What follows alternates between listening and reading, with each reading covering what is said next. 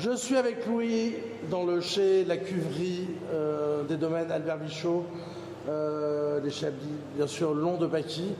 Comment s'est passée la vendange cette année? Plutôt bien. On a été assez surpris des évolutions de maturité parce qu'on a eu tout un mois d'août, juillet-août où il faisait très très chaud. Mais par contre, parallèlement, on a pris une très grosse quantité d'eau quasi à la veille des vendanges.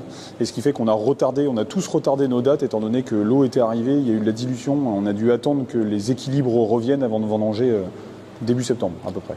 Sinon, le niveau de la production, vous êtes par rapport à l'année dernière, vous êtes sur une production... Par rapport à l'année dernière, on peut qu'être satisfait, étant donné que c'était plutôt catastrophique en 2024.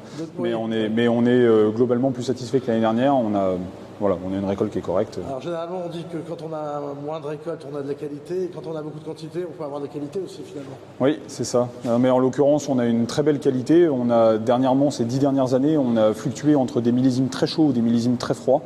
Et en l'occurrence, le millésime 2025 est un millésime qui est assez mesuré. Donc même si la météo a été très chaleureuse, les équilibres de vin sont plutôt mesurés. Donc on a un équilibre de vin qui est plutôt sur des tendances 2020, 2017, 2015, des choses comme ça.